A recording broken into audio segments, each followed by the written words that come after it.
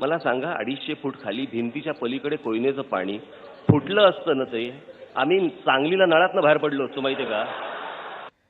कुठे कोणाही काय करावं ना अनेकांना समजतच नाही आयुष्यात.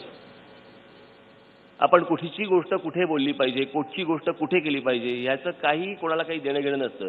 त्या ऑस्ट्रेलियाच्या आम्ही त्या क्रूजवर तिच्या छोट्या क्रूज असतात छोट्या त्या त्यांच्या त्या सिडनीला संध्याकाळी ते डिनर क्रूज असतात तिथे फिरवतात. काय केलं असेल माझी मी तुम्हाला परिस्थिती सांगतो. मला पोहता येत नाही. मी दाढी करताना पण टायर बांधतो इतका पाण्याला घाबरतो.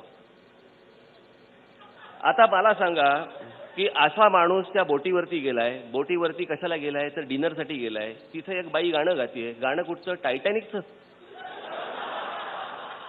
बाई प्रसंग काय कुठे गातेस गाणं. आम्ही आता एकतर जमीन सोडलेली आहे पाण्यावरती तरंगतो आहोत. अशा ठिकाणी हे काय गाणं गातं का कोणी. पण कुठं कुठची गोष्ट करावी अनेकांना या गोष्टी कळत नाही. एकदा ह्याला गेलो होतो कोयनेचं धरण बघायला.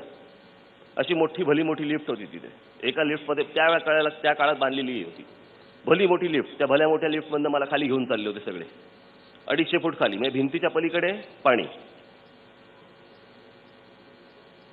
आता काही जणांना इन्फॉर्मेशन द्यायची हौस असते. तिकडे काही इंजिनियर सगळे लोक होते. आम्ही खाली चाललोय हळू चालली आहे. बरं तिचा स्पीड इतका कमी इतका हळू होता त्या ह्याचा वेग इतका हळू होता त्या ह्याचा की मला वाटलं की आता परत जाता जाता दाढी वाढेल माझी. इतका स्पीड कमी होता. जाताना ते इंजिनियर अत्यंत उत्साहात मला सांगत होते काय ना साहेब इथे दिवसाला 100 भूकंप होतात.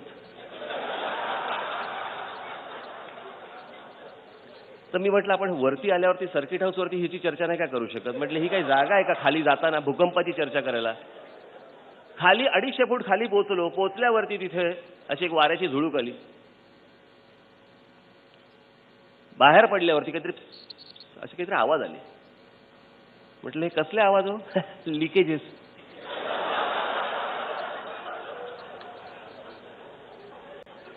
मला सांगा 250 फूट खाली भिंतीच्या पलीकडे कोयनेचं पाणी फुटलं असतं ना ते आम्ही सांगलीला नळातनं बाहेर पडलो असतो माहिती आहे का. पेंग्विन्स मी पाहिलेत. ऑस्ट्रेलियाला गेलो होतो. मूर्ख बनवतात. असाच कुठेतरी गेलो होतो मी त्या स्कॅन्डिनेव्हियामध्ये. ती ही कुठे ती काय तिला काय म्हणतात तिला मरमेड कुठे असते ती. नाही कुठेही जा रेस्टॉरंटला गेला हॉटेलला गेला इकडे गेला तिकडे गेला आपलं एक चित्र मरमेड. पत्नीला म्हटलं चला बघायला जाऊ.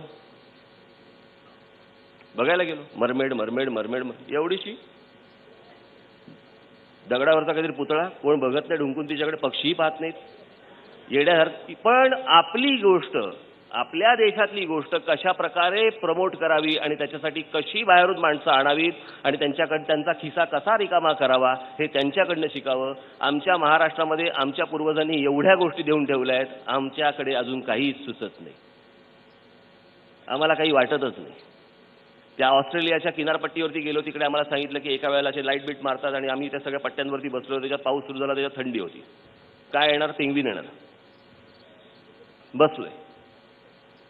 मग कोणतरी बोलला आले समोर काळोख त्यात मारलेला लाईट त्यात पेंग्विन एवढेशे त्यात कोणाला तरी कळलं आले म्हणून आम्ही बघायला लागलो. ते आले कुठे आले बऱ्यापैकी आले आणि गेले खालून कुठून तरी गेले.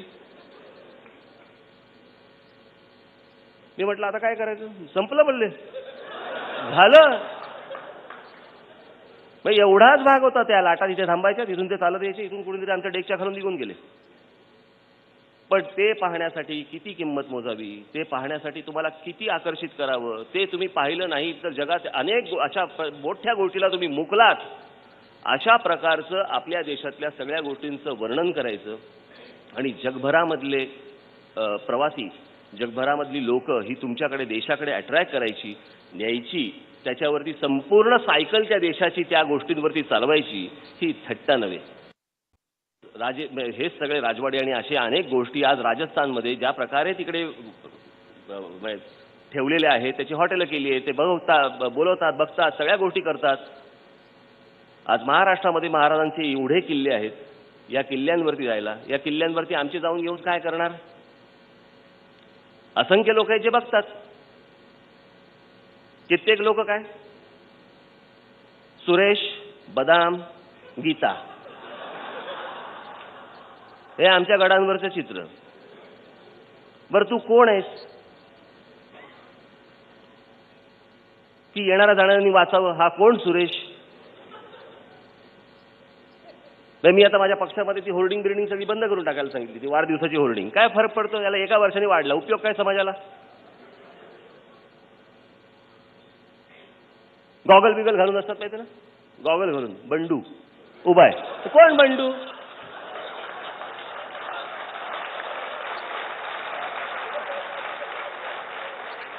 त्याला लायकी काय? काय करतोस तू आयुष्यामध्ये? विनाकारण ह्या सगळ्या गोष्टी करायच्या.